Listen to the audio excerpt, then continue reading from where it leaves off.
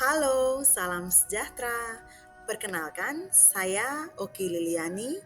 Saya adalah calon guru penggerak Angkatan 9. Saya dari SMA Swasta Katolik Alvarez Paga, Kabupaten Sika, Nusa Tenggara Timur.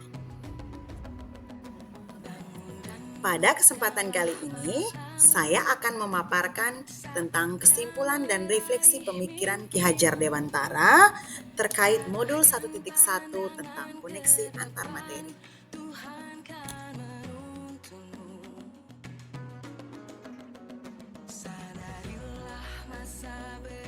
Sebelum saya mempelajari modul 1.1 ini, saya meyakini bahwa yang pertama, anak hanyalah selembar kertas putih dan saya mempunyai kewajiban untuk mengisi lembar tersebut.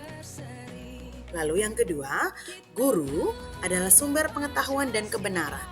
Jadi anak hanya perlu menerima ilmu dari guru tanpa melibatkan mereka untuk menemukan konsep sendiri. Jadi di sini saya berpikir bahwa saya adalah satu-satunya sumber kebenaran dan sumber belajar. Lalu yang ketiga, pembelajaran yang saya lakukan selama ini masih berfokus pada aspek kognitif. Saya akan merasa gagal jika anak tidak mencapai KKM. Jadi selama ini saya berfokus untuk menyelesaikan ketuntasan materi dibanding memperhatikan sikap karakteristik anak. Lalu yang terakhir, pembelajaran yang baik menurut saya adalah pembelajaran yang diperoleh anak ketika dalam kelas.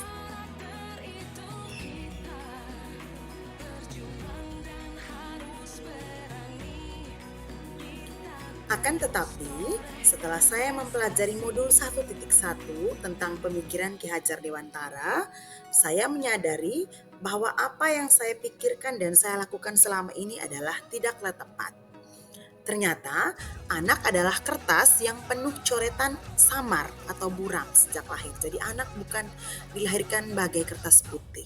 Lalu, tugas kita sebagai guru adalah menuntun, memperbaiki lakunya, bukan dasarnya. Jadi, guru hanya sebagai penuntun, jadi bukan merubah dasarnya. Lalu yang ketiga, peran guru adalah sebagai tuturi handayani, mendorong atau menuntun. Lalu, guru sebenarnya harus memberikan kemerdekaan belajar. Mereka belajar itu, guru harus bisa menciptakan pembelajaran yang menyenangkan, yang dapat memenuhi kebutuhan belajar dari masing-masing peserta didik. Saya pun menyadari bahwa kognitif harus diselaraskan dengan budi pekerti, di mana budi pekerti ini dapat membentuk manusia yang humanis, yaitu dapat berlaku sesuai dengan aturan dan norma-norma yang berlaku di masyarakat. Lalu, budi pekerti adalah rambu, yang artinya bahwa kebebasan adalah kebebasan yang bertanggung jawab dan mempunyai batas. Lalu yang terakhir, saya pun menyadari bahwa pembelajaran tidak hanya terjadi di dalam kelas saja, tetapi juga anak dapat memperoleh pembelajaran dari lingkungan sekitar dan kearifan lokal di sekitar anak.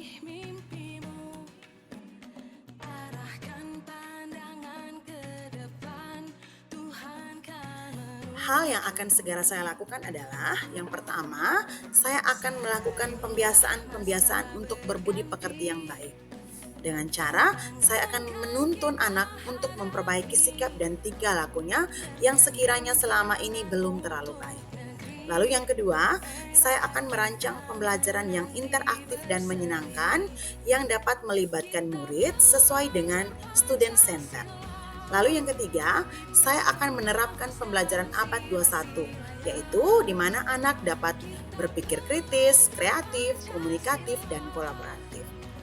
Lalu yang berikut, saya akan menerapkan pembelajaran yang kontekstual, yaitu dengan menjadikan lingkungan dan kearifan lokal dan kebudayaan sebagai sumber belajar. Lalu yang terakhir, saya akan melakukan pengenalan latar belakang dan karakteristik peserta didik sebelum memulai pembelajaran.